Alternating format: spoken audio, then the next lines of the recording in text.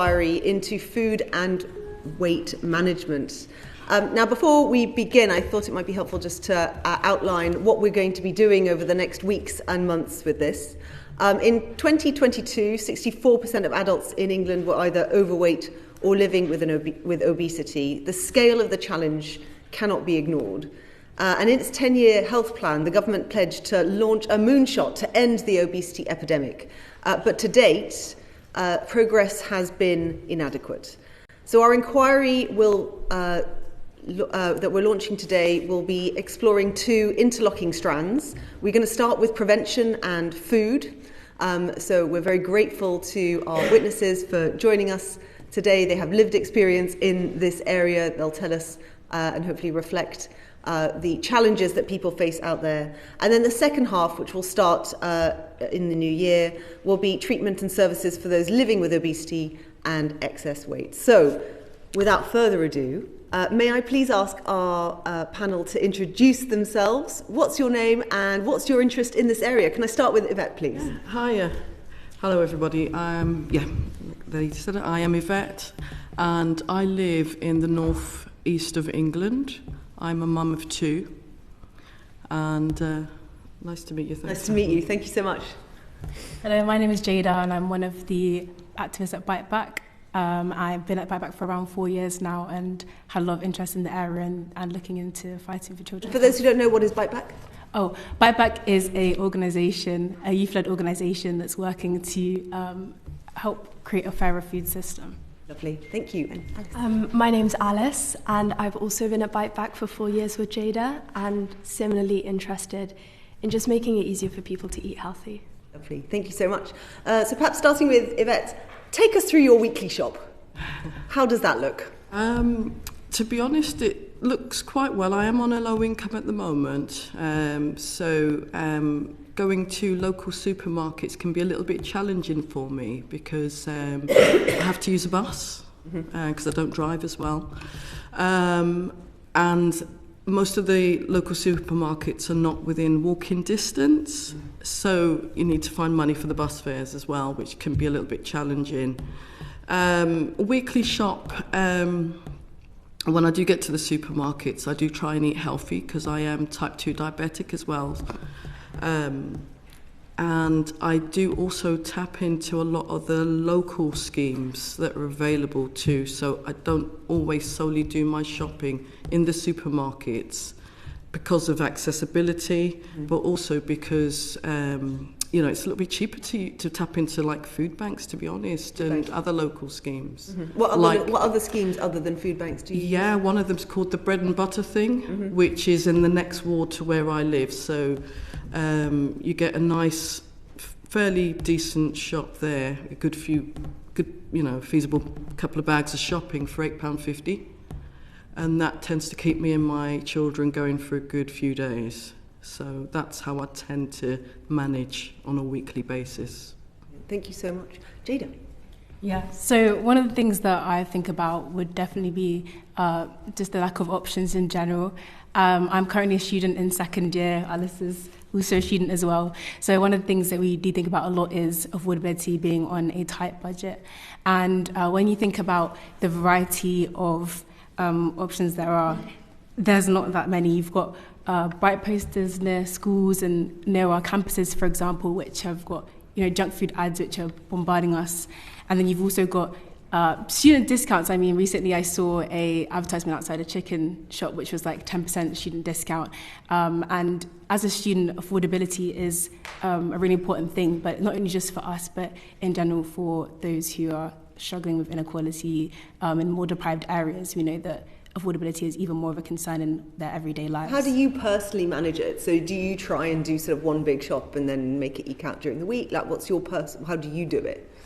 Yeah, so for me, I think that when it comes to my options around, I just feel like there's just not a variety in general. So one of the things that I think about is just the barriers that there are to that, and then the struggles I find to overcome that. What I'm trying to get at, and maybe Alice can chip in, what I'm trying to get is like your own experience of how you do it. So do you cook for yourselves, or do you tend to follow those cheaper options and eat out. So Alice, do you want to tell us about your experience? Well, I think in terms of the options that you end up selecting, it's very dependent on the area you live on and your food environment around you. So whilst I personally might be able to do a big shop, other people wouldn't have that option. So is that what you do? We'll come to to other things in a minute, but what do you do? So I would do a big shop, but for me, when I think about, the food environment and what influences there are, it's not just when I'm in the shop, it's when I'm walking to the shop and I'm confronted by several junk food ads fixing this spotlight on junk food. It's when I walk into the shop and there's just a rainbow headache of packaging that dresses junk up as something that's good for you. So it's not just this constant pressure when you're there, but it's in every part of your life. Something that we talk about a lot is how junk food's become the cultural wallpaper, and it's just so pervasive and it's intentionally, constantly placed in centre stage for young people. Thank you. So that when you're doing you're on the bus, you're going to the supermarkets, you've got your shop at your nearby thing, but I mean, the choice perhaps, do you get choice in what you get for your £8.50 when you go to your... Don't really, to be honest. So the bags are usually pre-packed. Yeah. But there is always a good element of fruit and veg, fresh fruit and veg in those bags. That's what I was going to come to. So how easy is it for you, or difficult for you, to do the healthy option versus the not healthy option as a mum? It can be challenging because some of the foods and the fruit and veg that are in the packs, for example, at the bread and butter thing that I visit every week, it's not always fruit, so it might, and it varies week to week. So some weeks you might just get potatoes and onions, whereas, it's nice to have a variety and some fruits thrown in as well. So it just depends on what they get donated to them, the bread and butter thing. And, that obviously dictates what they can give out to yourself or to people that are service users. Yeah, and then you go to the supermarkets, and then how easy is it for you, do you feel, to make the healthy choices there? It's quite easy. Mm-hmm. I mean, everything's fairly labelled and stuff, but what I will say is it is quite expensive as well in the supermarkets, and getting to them is quite challenging. And in my local vicinity, everything that is within walking distance are fast food shops or takeaways or Greggs. Sorry, no disrespect to Greggs, but there's a Greggs outlet at the end of my street. So, to get access to good, healthy fruit and veg, which is what I've been advised to eat by the GP because of my diabetes. But even if I didn't, it's still good to give to your children so that they get a good diet, good balanced diet. It is a good bus ride away. All the shops, all the supermarkets. Thank you. Jada and then Alice again, and then I'll come to Josh. Yeah, I'm sure Alice will chip in here, but I thought we both would say in terms of experiences when shopping that we have also experienced sometimes that there may be some things which are misleading and as young people you may be drawn to. For example, we've explained you can have like bright and colourful packaging that you might be more attracted to or might look at, but then not realise, for example, that there are that it's got high sugar content or things like that. So there are things around you which are literally trying to catch your attention. Mm-hmm. Yeah, I think just to build off of that, Bite Back recently, about a year ago or so, did some research which we can send to you that demonstrated that the top 10 food manufacturers in the UK, the majority of them are reliant on selling junk food, primarily to young people. And these are companies that are so clever. Like, they know what we're thinking before we know what we're thinking. And they have all this money and they have all these brains. And against them, young people don't really stand a chance. So if you take my younger sister, Anna, she's just 12 years old. I don't think it's fair to be asking her to read the small print and subvert the tactics of multi-million-pound companies. She should be enjoying her childhood because it doesn't need to be this difficult to have healthy options and to access health. It should be something that's accessible to all young people. Thank you. It's really powerful. Just very quickly to Yvette. So I think the thing that I'm really getting from you is that there's just that lack of accessible, decent food to you. Yeah. So just, it's okay if you don't know this, because I don't think we told you we might ask this, but what about is your weekly food budget? I'd say about £50, yeah. £50 to £60, yeah. And so then you probably do how many shops a week? 3 to 4, yeah. And then the bus fare to the big shop is about how much? I mean, just 2 stops up the road is £2. Yeah. So I'd say about £3, £2.50, anything between the region of £2.50, £3. So we're talking about a fiver both Yeah. ways. So basically 10% of your food budget will have gone on bus fare. Yeah, absolutely. Which is just really difficult. And then we look at you say that there's no real kind of vegetable option near you. There's not like a corner shop or anything. No, really, no, there isn't. Yeah. No, I found it particularly challenging when I was pregnant, to be honest, because I was quite tired as well. So sometimes going to the supermarkets, just even getting on the bus to go to these supermarkets to get the fresh food that I needed was a challenge, because often I was quite tired. I mean, being pregnant and diabetic is not an easy thing anyway. So no, you've got a lot of sympathy there. And then just focusing on looking at various solutions. Obviously, I'd like there to be more food available to everyone, but obviously there's this bread and butter thing, which sounds like kind of a local pantry kind of thing. It is, yeah. It is. So just to declare an interest, I did help set up some pantries before I did this job. So it's a community interest company kind of thing, using food that wouldn't be used otherwise. Yeah, absolutely. But at the moment, the key issue is not having choice. Yes. Does it make it more difficult with kids? Because, I mean, my kids won't eat anything. So then if you've got a limited choice, does that make it more tricky? Yeah, it does, because my children are quite fussy with what they eat as well. Yeah. So there's that aspect. Sometimes there's the cultural aspect as well. You sometimes might want to tap into more cultural foods, but you need to go to the supermarkets again to kind of access them, where there's a lot more variety on offer. What they said. So, yes, it's definitely challenging. Brilliant. So thank you. I just want to get a few clarifying things just to get a kind of picture of your day-to-day and the impact it had. So thank you for that. Yeah, you're welcome. Thank you very much. We also have a supplementary from Alex McIntyre. Thank you. Yvette, so this is directed at yourself again. So I'm a type 2 diabetic, diagnosed earlier this year. And I know there's an awful lot of information thrown at you when you first get a diabetes diagnosis about diet, what you should be eating, what you shouldn't be eating, and that can be quite overwhelming. I guess I wanted to ask, in your experience, what kind of support have you had about managing your diet from your GP, from the health service, and have you been directed by the health service to places where you can get access to healthier food and start talking about your diet? Not really. So there hasn't been loads of support, to be honest. When I first got diagnosed, there was a program called Desmond. I forgot it's an acronym for something. I forget what the acronym's for now. And that did kind of tell you or give you advice on, portion sizes and what fruit and veg or, diet you should stick to try and keep your blood sugar levels down. But apart from that, I was diagnosed about 15 years ago now. So apart from that, going on the Desmond program, there hasn't really been any other follow-up or any additional support regarding that. I do get reviewed, I must say. I do get reviewed every 6 months at my GP to see if I'm keeping everything, on keel. But regarding diet and nutrition, if that's what you were getting at, no.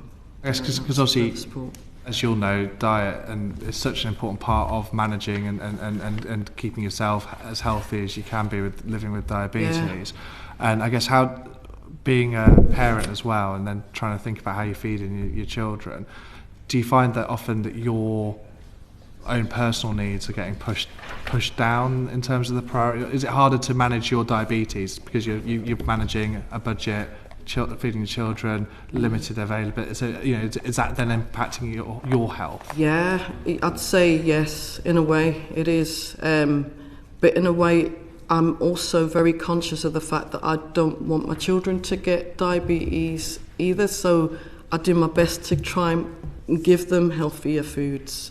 So to go that extra mile when I'm not too tired. So, what I mean by that is getting the bus, or if I've got a little bit extra money, I'll even treat myself to a taxi ride to the supermarkets to try and get access to the food that I need, the healthier fruit and veg options.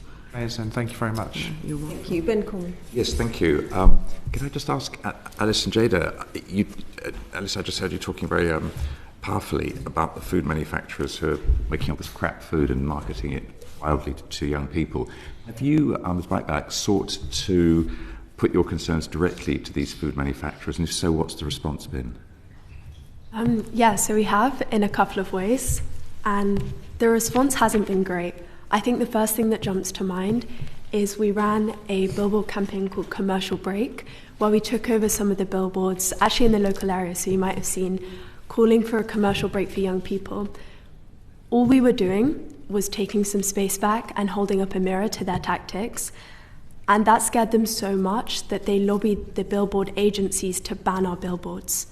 So then the two biggest outdoor advertising agencies refused to run our billboard anymore. What are the names of those two agencies? Is it Global and JD Deco? Yeah. Okay. They've refused to take your adverts. Mm-hmm. You sought separately to actually contact the companies, the manufacturers themselves, and sit down with them and share your concerns, and if so, what's the response been? Yeah, so we went to the AGMs, myself, Luke, and a couple of other bitebackers attended the AGMs, and we asked them our questions.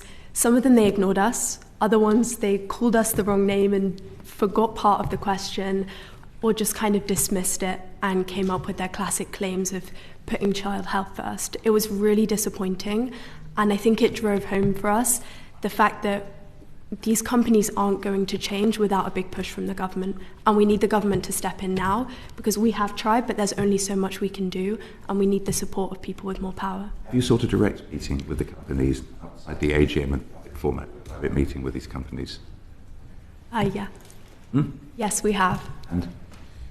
To my knowledge, I don't think that they accepted it. Okay, thank you. Thank you. Danny Beals. Thanks. Just two questions for Alice and Jada, really. You talked kind of a lot about restrictions of advertising, and I wanted to understand a bit more about your perspectives of, do you feel it should be targeted, restrictions should be targeted to specific food items or brands associated with food items? Do you have any kind of thoughts about how in practice it might work? Yeah. So what we want to see at Biteback is essentially seeing more advertisements, for example, of healthier foods. And when it comes to unhealthy and junk foods, we want to see a world where it doesn't take centre stage.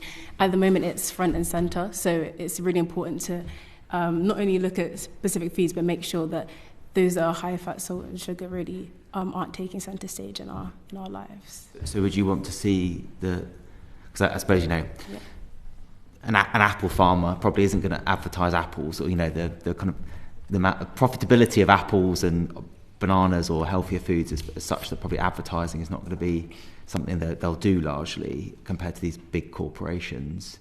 So are you saying you want to see the kind of government publicising healthy food through advertising to kind of equal it out, or you wanted to see restrictions on unhealthy foods being advertised? Well, I think two things. Firstly, on that thing you mentioned about brands, we were really excited to see the online junk food ban come in, but then kind of disappointed because the brands are still advertised, and you can still advertise kind of stock images, which makes it feel a bit weak, because we are in a health crisis and we desperately do need protecting from this spotlight that is constantly put on junk food. And everyone associates McDonald's with a burger, KFC with fried chicken, because they have spent years ensuring that that's the association made and pumping out images like that. I think on the point of advertising healthier foods, we saw on TfL that money was put behind making sure that healthier products were advertised, and that was really successful and that was really positive. But I think it's also about thinking big, right? Because like I mentioned, these companies have so much power, they have so much money. So imagine if they put this behind their healthier products, because a lot of these companies are massive. They have such a big range of products, and they're making an active choice at the moment to push the things that are bad for us. So it's about stopping that bad stuff, but also kind of thinking big and thinking positively about how we can build an environment that's great for child health. Yeah, and just lastly, do you have any thoughts about young people's attitudes to food more generally? I mean, Wingstop recently opened in my town centre in Uxbridge, and it's, queues around the corner, so popular. I'm sure there are some advertising, but it's other chicken manufacturers are available, but it was just hugely popular with young people, and I must admit I've been as well. But, pardon? But it seems to me like kind of convenience food, app-based ordering is kind of commonplace now, and like people's use of technology to access food is different to, when I grew up, you'd ring up the takeaway, maybe you do it as a special occasion, you'd have to often go round. So do you think that more broadly than just advertising, that young people's relationship and expectations about getting food instantly is kind of also driving eating habits in a different way? Is that your experience of you and your friends or not? Yeah, I think the way that the environment has changed is definitely different. And I would say in general, in terms of the food environment, though, it seems as if it's more, rather than kind of like fitting into our lives, kind of shaping it. It's interesting you mentioned Wingstop, actually, because I'm currently at the University of Warwick, and in the area where I'm living just had this big hype around a new outlet opening. So, of course, you've got school kids which are swarming around. And I guess it does paint quite a big picture, because you used to think about youth clubs being the areas where you'd have, one place to go, some Wi-Fi. But right now we're seeing, 24-hour open McDonald's near me. We're seeing school children, university children around. And that's what we're seeing. We're seeing, as Alice has said, it's becoming the cultural wallpaper. And with continuous advertisements, I mean, these junk food companies, they're very clever. They are very clever. There's a lot of marketing out there. I'd say that the way it's evolved is changing, but that means that there's, other areas which, like healthy foods, which are not really getting that centre stage. Thank you very much.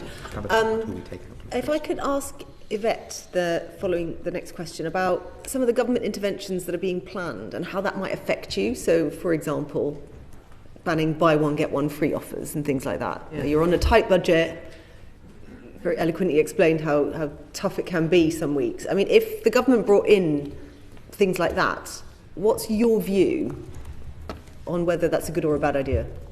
My view is that it depends what the item is, because I've benefited quite a lot, to be honest, from the buy one, get one free offers, but it depends what the item is. So if it's like an item of fruit and veg, that would benefit me greatly, me and my children. But if it's junk food, something that's not good for you, not healthy, then I would definitely, advocate for there to be a ban on buy one, get one free. But it's a difficult one, to be honest, to give a straight answer. Yeah. And are you in yourself confident in what is definitely healthy and what is definitely not healthy? Yeah, fairly confident, because I do look at the labels quite a lot. Yeah.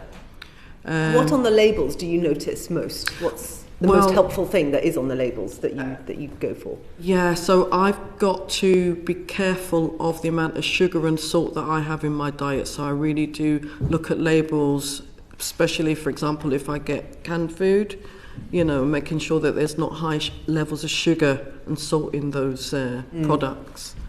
And so, for example, if I've gotten a bag from a food bank or the bread and butter thing, and there's a lot of tins in there and it's got high levels of sugar and salt, what I tend to do is sometimes give them to someone like a neighbour or something, because I can't use them, I can't consume them. And it's the same as when I go to a supermarket as well. I'm very wary and vigilant about looking at the labels and the amount of salt and sugar that's in a product as well. I guess you have to be, but a lot of people won't even look, will they? So, yeah. And Alice and Jada, what in terms of the labels of food and just to the buy one get one free point and government interventions on things they're planning to, tight budgets for students as well, how would that affect you guys? Well, we were obviously very encouraged to see the ban on the buy one get one free on junk food. I think it's a really important first step, because that's just one of the many tactics that big food are using to manipulate us and target us. And I would say the labels are really complex, because absolutely, like Yvette said, we can be looking at these labels, but we shouldn't really have to. Like, why should there be all these obstacles to accessing health? Should we not just be able to trust what we pick up in the supermarket, that it's healthy for us? I think also really relevant... So you don't trust what you see in supermarkets, is that... Not really, no. Who is it you don't trust? Is it the supermarkets themselves? Is it the brands? Is it just the whole system? What? I think so often you see junk food that's packaged up with misleading health claims like high in protein, high in fiber, and then you turn it around and it's got all red traffic lights. And it's very difficult, and we shouldn't be facing all these obstacles just to eat healthy. Yeah. Which brings me to my last question. Now, you're going to have to be disciplined, I'm afraid, because we've only got 5 minutes and there's 3 of you. But I want you to think carefully. If you were in charge of this government and you only had one thing to do, which was to fix this problem, what would be your top intervention? What would be the one thing that you would do, and why? So you get a bit of explanation behind it. So who wants to go first? Because maybe someone's thought about this before or not. Yvette, go ahead. I mean, for me, because of my particular circumstances, transport would be a biggie for me. So making maybe fares a lot more affordable and services a lot more, frequent. So that would be a biggie for me because of where I live. Because of where you live. Thank you very much.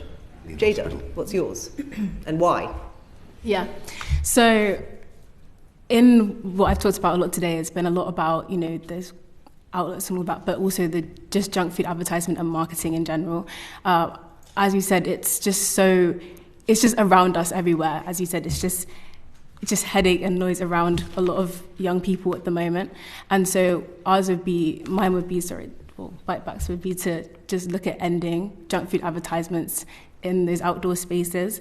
We've got a lot. Let's be really clear about what that exactly means. So, junk food as defined as ultra processed? Is it big? So, how would you define junk food first of all, and then where exactly? Yeah. So, one of the first things, I think one of the key things to look at is high fat, salt, and sugar products. Okay. At the end of the day, we're seeing a link, as I said, to high junk food advertisements in the most deprived areas. Mm-hmm. And it should be that everyone should have a right to health, and we should be able to see a healthier generation for young people so they don't have to experience the same things that me or other people, like, other children like Alex have experienced. So that would be like the first area that I would want to You're only allowed one. So yeah, no, as in, okay, fine. Yeah. Thank you, Jada. And Alice, have you got another one? Because I'm sure there is. Yeah. But I mean, similar to Jada, I think the priority is just creating an environment that's actually putting child health first and reflecting that priority.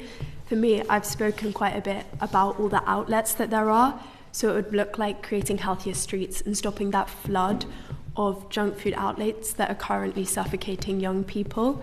And I think it's really exciting as the national government, the opportunity that you guys have, because obviously we go to local governments and speak to them, but that creates a patchwork difference and it can't be as uncompromising and final. We want every child everywhere to have equal access to a healthy life. And what does that actually mean? That's what I'm trying to get to. So reflected back how? Like, give me one policy that you want us to push for that is very specific.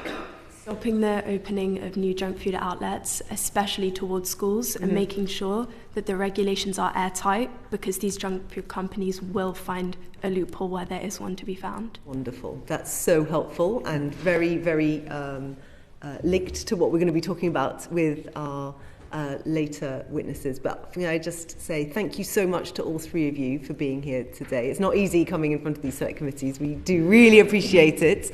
So thank you. We are now going to call our next panel up. Thank you again.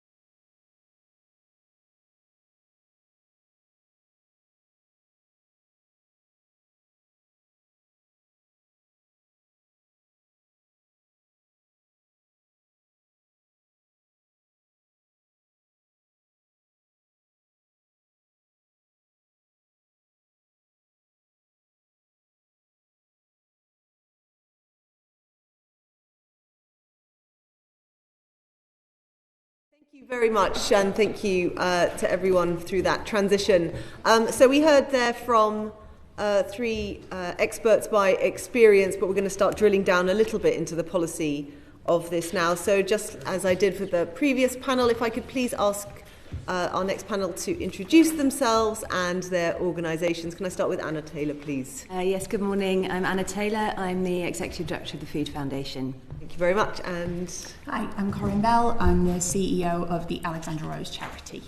Wonderful. Can I please ask Ben Coleman? Yes, thank you very much. And I should just perhaps declare an interest in that one of the London boroughs in my constituency, Hammersmith and Fulham, has long funded Alexandra Rose through the public health grant. Actually, I was very keen that should continue, and it's been very good, I should say, for the local market, which is involved in that as well. So it's helped people buy cheaper food and it's helped the local economy.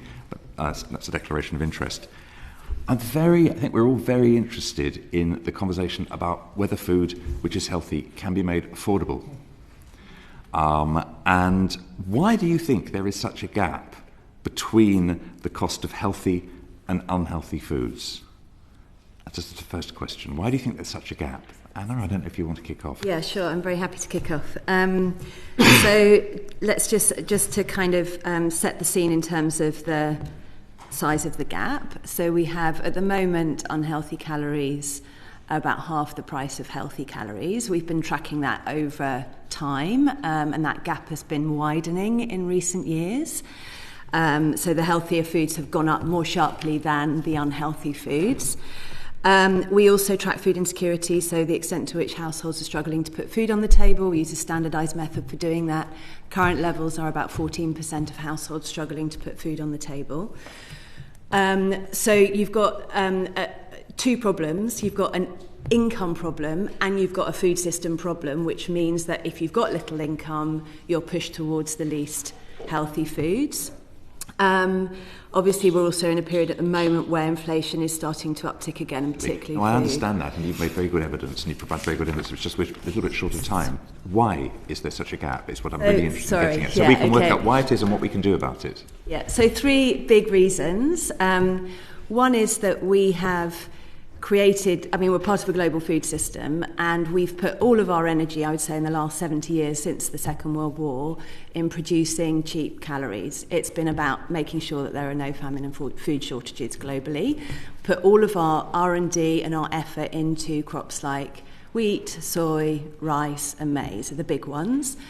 So these have become, over time, through that R&D investment, through crop breeding, through investing in all the different inputs that you need to make those foods more and more and more efficiently, we've now got a set of very cheap core ingredients which are used as the basis for a lot of processed foods. So that's the first reason, very cheap ingredients relative to other ingredients, and a narrow range. The second is that we've now got very big economies of scale in the food system, and this goes back to, you're probably familiar with the term that Henry Dimbleby coined with the junk food cycle. So we as humans seek out biologically energy-dense foods. Food companies know that. They use these very cheap ingredients to create foods which we buy a lot of, and they work out how we'll buy more of them through marketing and advertising and promotion, some of the things you've just been hearing about. So you get these very big economies of scale. Fundamentally, I don't partly follow that, but it's helpful to pull it out a bit.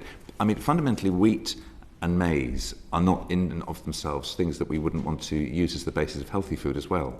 So what is it that actually makes it so expensive to buy other healthy food, and what is it that's put in these foods that makes them so cheap to manufacture and sell? Well, the third reason in the mix is around shelf life. So obviously these are foods which can be made into ingredients in different parts of the world which go into foods which have long shelf life. Some of the fresher foods have shorter shelf life, which means also there's more wastage in the system because you can't. If you get your sales forecast wrong, food gets thrown away rather than sitting on the shelf for another day. So those are the kind of three big reasons where you've got economies of scale, very cheap ingredients and long shelf life, which relative to fresh fruits and vegetables mean that you can, this is the part of the food system where you can make the most money, and where you've got this very big supply and prices are low. can we, and perhaps Corin will come in on this as well, how can we bridge the gap? What can we do to make, it's no good people like me saying to people who don't have much money, oh, you should go and eat healthy food if it costs twice as much as unhealthy food. What can we do to make it, and I know that Alexandra Rose makes food more affordable, but what can we do as a system particularly to get supermarkets and manufacturers to make it less expensive to buy healthy food? I think if I can just go back to the last question slightly, I think Anna alluded to it, but I think the important thing at the moment about why is there such a gap between healthy food and unhealthy food, food is a business. I think that, that is the essential key of it for me. The profit margin on basic unhealthy food is way, way less than the profit margin on something. If you create a processed product that's branded, that you can build hype around, you can make more money out of it. And that's what our system is flooded with, and that is driving a lot of this. Just to dip back to that for a second. So in terms of how we bridge the gap, one of the problems at the moment is that we're producing our again, food is a business. There's a lot of food being produced that is not taking full account of the health, social and environmental implications. If we change that, we've seen that the soft drinks levy coming in has led to some funding, some taxation, but it also, to avoid that taxation, led to reformulation of a number of products. So I'd love to see that expanded. I think while it is still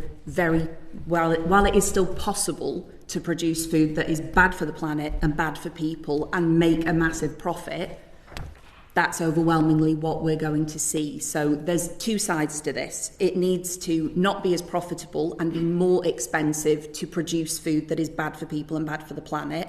And then we need to look at how can we make healthier diets not just more affordable, because affordability is one element, but I think Yvette spoke really strongly about the accessibility, about not being able to get to those products. So, I mean, you mentioned you have an interest in Alexandra Rose. Shockingly, I also have an interest in Alexandra Rose. And I think the other thing that Yvette talked about was, the bread and butter thing is a brilliant scheme, but she did talk about the limited choice. So what I'd like to see in the projects that we are funding, the schemes that we are supporting, and we do need more funding for healthy food interventions, is a real focus on interventions that tackle the affordability gap, that tackle the accessibility gap, and that also offer dignity and choice. Very helpful. So there are different ways of approaching it. Two ways of approaching it, saying there's all this rubbish food out there, they're pumped full of fats and salt and sugar, let's just leave it be and we'll try and make healthy food more affordable. But I don't think that's really what you're saying entirely. I mean, they've cut down on sugar in some drinks and they've kept the prices, then maybe they're not making quite as much profit. Have you looked at how it would affect the pricing of some of the bad food out there, which is pumped full of sugar, salt and fat, if they were required to cut by, let's say, 3/4 the damaging ingredients? Have you looked at how it would affect the pricing, whether it really would need to affect the pricing that much? Has there been any work done on that? Yeah, I mean, sorry, can I? The modelling on the sugar and salt tax, which was proposed in the National Food Strategy, looked at that. And basically, you're doing modelling, obviously, so you're trying to anticipate these system effects, which are not easy to do. But the scenario that people kind of think is most likely is that you'd have a combination of factors, as we did with the sugary drinks tax. So a bunch of foods that are reformulated to avoid the tax or avoid paying as much of the tax. Portion size changes, so making the product smaller, so you pay less of the tax but pricing it the same, or pushing the price up of the tax, of the product, so that you end up paying the tax and you changing the balance of prices. And probably those three routes will, in practice, happen. I think the key opportunity in thinking about the tax from a policy perspective is how can you also, at the same time, use the revenue to increase affordability of nutritious foods, particularly for those on a low income. That's this. So, could you use the revenue to substantially increase the Healthy Start scheme, for example, or a version of it? So the big question is how you get the rebalancing of prices in the system to make sure that affordable, healthy food is the most widely available, basically. Thank you. So we're going to move on now to Alex McIntyre. Great, thank you. Just to bring it back a step, I'd be interested to know how both your organisations define healthy food, because I guess the focus from governments has been on HFSS, and that seems to be a bit of a blunt instrument in that you could have an avocado which is high in fat, seemingly flagging up red, but KFC have just developed a non-HFSS burger so to get round advertising restrictions, and obviously a Diet Coke would come up green on all of the measures. So presumably neither of your organisations would define KFC or Diet Coke as a healthy food. So how do your organisations define it? Alexandra Rose has a real focus on fruits and vegetables. So just in case anybody isn't aware, the Alexandra Rose, the practical side of what we do, we deliver very place-based projects in communities, and we have an early years scheme supporting children up to school age, and a fruit and veg on prescription scheme supporting adults who are managing food-related health conditions, and both of those are for people on limited incomes. And what we do is provide vouchers that are ring-fenced to fresh fruits and vegetables. So we're certainly not suggesting that fresh fruits and vegetables are the only things in a healthy diet, but what we find is when budgets get squeezed, either when bills go up or when income goes down, fruits and vegetables are the first thing to go because they are the most expensive element, and the focus stops being on a healthy diet and it stops being on making sure no one is actively hungry. Thank you. The focus for us is about increasing fresh fruits and vegetables. Anna? Yeah, so I think the nutrient profile model, which defines the high fat, sugar and salt foods, is, as you point out, not perfect, but I think it's been hugely helpful for providing a reference point for some of these regulatory instruments that have been introduced around advertising and promotions and so forth. But it does need to be updated regularly based on the science. That's really important, and at the moment we're stuck with a very old model, and the science has moved on. I think the other thing, though, to say is that it's not that good at defining great food, right? So it's good at defining the worst bits of food, but we don't have a way of really describing in policy terms, or defining those groups of foods, the sorts of things that Corinne is talking about, in a way which can be used for policy. Minimally processed foods, whole foods. I don't know what the right terminology would be for that. We need to agree that. But I think you're pointing to the fact that, a lot of the policy energy has, for very good reason, been focused on the worst bits. But we need to give some attention to really how we can use policy to enable the better food to be eaten. And that's, I think, a bit of a shift that's happening now under the banner of the food strategy. That leads me very neatly into my next question, which is, what is your reaction to the recently published food strategy, and how confident are you that it will succeed in improving access to affordable, healthy food? Start with Corinne. Okay, initial reactions to the food strategy. The systems change framing was really positive for me. It's great to hear the government start to talk about changing the food environment. I'm very pleased that we are moving on from the nanny state arguments, and I'm very pleased that we're moving on from that idea that diet is about individual choice, and really moving on to those structural ideas of accessibility and affordability. It's great to see the focus on cross-department working. It's been very difficult sometimes. Food is a singularly complex issue, and you do sometimes find that there's one conversation to be had with DEFRA and another to be had with DWP and another to be had with health and social care, and everybody's got slightly different KPIs. And actually what that means sometimes is if you're doing something that is genuinely systems focused and genuinely about changing the food environment, that it doesn't really sit within anybody's remit, which is tricky. So it's great to see us moving on from that. And alongside the 10-year health plan and that really strong shift towards prevention, really positive at the moment.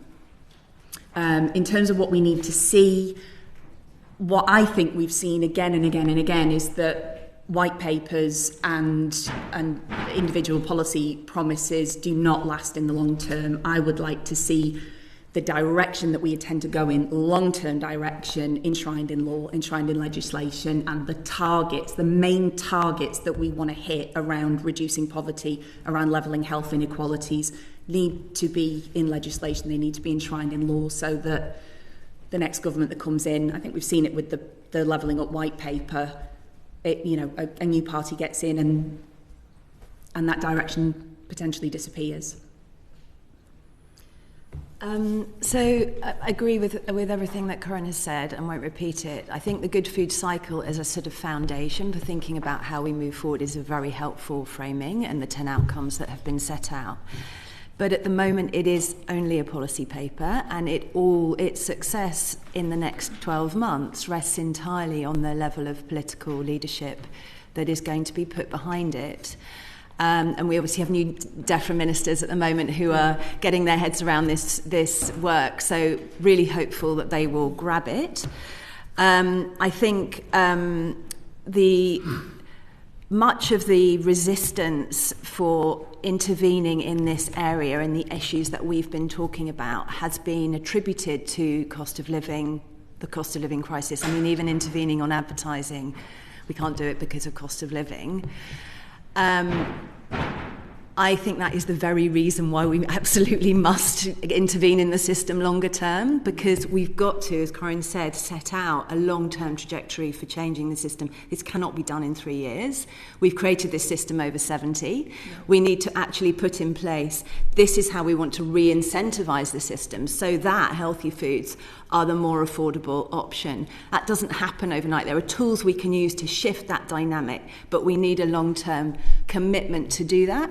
And we're now in a situation, as we're seeing with inflation, where we're finding the UK food prices are very exposed to these international perturbations in the system, and we need to also build in a little bit more buffer and resilience in the system, so that our shopping baskets are not sort of being hammered by these big external shocks, which are only going to increase, frankly, with what we're calling climate inflation, so the impacts of climate shocks on production in different parts of the world. So the case for actually jumping into this, using this great foundation that we've got in the policy paper that's been published, to really set out a food strategy which does some concrete things in the short term, and we can talk more about what those might be, but also sets in place a legislative instrument that sets the direction long term, the goals that we want to see from the food system and how we might track their progress. That's vitally important, and we've only got we need to progress that legislative conversation in the short term. Great. I'm very conscious I've got 2 minutes before I hand back to the chair, but you've teed up my next question again, Anna, so thank you very much for that. But in terms of kind of the short-term concrete action, so what if you give maybe a couple each in about a minute, concrete actions from the strategy that you'd like to see a government take in the next 18 months? I guess on the accessibility point that Yvette raised, and we've heard it from a lot of the communities that we're supporting, for me it's about changing the retail offer. So Yvette talked about, there's loads of takeaways in her area, and that's one side of it. We need to limit / reduce / sort of reformulate, remenu those offers and incentivise that. But also we need to see more, we need to build and, structurally, financially support healthy food businesses, local independent healthy food businesses. Why is Yvette having to get on a bus to go and find fruits and vegetables? We've got areas, there's an area in Liverpool that one of our projects is in, and we've actually had to work with a ring and ride and mobile greengrocers because there was no infrastructure in that area. So we've had to create it, and the woman that runs that project, it's called the Queen of Greens Mobile Greengrocers, has said you can buy blueberry flavoured vapes, but you can't get a blueberry anywhere. on that estate. Yeah. Nana? That really brings it home. It does. For me. So we need healthy food businesses in those areas. And at the moment, they can't make any money because of the profit margin on healthy food, but also flip that because of the profit you can make on fried chicken and burgers. That's what our high streets are full of. And we're not going to turn that around by waiting for market forces to change. Anna? So absolutely need to proceed with the mandatory business reporting and targets which were set out in the NHS 10-year plan. Make sure that is protected from heavy industry influence. We've seen with the advertising. What does that mean? Heavy industry influence. What do you mean by that? I mean lobbying by the food industry to water down or slow down progress in those policy processes, which we've seen with the advertising regulations. And then I think the other big area that it's worth highlighting is what I would call where we want to see. Obviously, there's a huge imperative to see growth. Look at the food strategy and work out where can we see economic growth here. We need to focus that conversation on what I would call growing the good stuff. It's how do we really see growth in fruit and veg production and consumption? What's that mix of measures that are at the farming end right through to the marketing, which came up in the earlier conversation, using public procurement in the middle to create do some of that market shaping. It's a huge opportunity for a kind of policy bundle, a bit like the sorts of things you do in an industrial strategy where you go, right, here's our goal. We want to get lots more people enjoying fruits and vegetables and beans and pulses and those kinds of things. How do we shape that market through the mix of measures that we have as policymakers? And the food strategy is the perfect vehicle for doing that. Great, thank you. Thank you. Jen Croft. Thank you, Chair. If we could move on now to talk around healthy starts, and the evidence submission from both of your organisations has suggested that you would like to see some changes to the Healthy Start scheme. If you could just sort of talk us through what those changes are, like what you would like to see, that'd be helpful. I think in terms of Healthy Start, we'd like to see expanded eligibility. We see a lot of families missing out, a lot of families who are really affected by poverty, who are just above that threshold. So expanding eligibility to all families on universal credit, expanding eligibility to families and individuals with families with no recourse to public funds, increasing the age gap. We have this odd gap where we support children up to 4 and then they don't go to primary school until age 5, and there's a year there where we're really impacting their diet. So let's support children with Healthy Start right up to primary school age. Moving to automatic enrolment. There are loads of people who are eligible for Healthy Start who are currently missing out because they just don't know about the scheme. So why, when women are pregnant, are they not just auto-enrolled on this scheme? And indexing weekly payments to actual food prices and the cost of a basket of shopping. The amount that Healthy Start provides at the moment is, in real terms, has gone down year on year. Thank you. And Anna? Same. So that did rather helpfully lead me on to my next question. I think anyone watching, we haven't actually set this up after seeing Alex's thing as well. You said there are some barriers that stop those who are eligible from accessing the Healthy Start scheme. So you mentioned auto-enrolment might be one way around that. What else stops people from accessing it? I think the first point to say is we don't actually know how many people are not accessing it. There's a data problem at the moment. The government is not publishing the data. They used to be publishing it and they're not anymore. We think about a third of people that are eligible are not getting it based on past experience. That's a problem because a lot of local areas are actually trying to drive up uptake, and if there's no data telling them whether they're succeeding, it's a rather it disincentivises their sort of activity in that area. I think the recent evaluations have pointed to the fact that lots of challenges in terms of actually paperwork, being signposted in the right direction, having the right conversation which makes people aware that they're eligible. At the moment, people are not written to say you're eligible, why don't you apply? That would be a simple step that could be taken, but is a data sharing problem between DWP and DHSC. So some things to fix there. I think there's also there's also some evidence to suggest that people don't kind of think it's for them. And I think that this points to really how the scheme is very tiny and very poorly marketed, frankly. And we think a lot more could be done to really position the scheme with its kind of core objective of supporting children's health. We also know that if the scheme were bigger, a lot of the supermarkets would say, well, we will add value to that scheme and add in extra fruits and vegetables. We got them to do that during the COVID pandemic. 7 of the big retailers added value. So if you're going in and you're using your Healthy Start voucher, you get nectar points or a discount on fruit and veg from your next shop, or free fruits and vegetables thrown in. So lots of opportunity there, but because the scheme is so small, you've only got 2 or 3 people a day coming into an individual store with a voucher, you don't get, again, those economies of scale, which means this really becomes something that's kind of worth putting a lot of energy in from the supermarket side. And there's also a problem at the moment with the digital card and the tills, which prevents them from doing it. So there's lots to fix on that side of things, but particularly I would say really putting some energy into promoting the scheme and making people aware that it exists, eligibility and its value for children.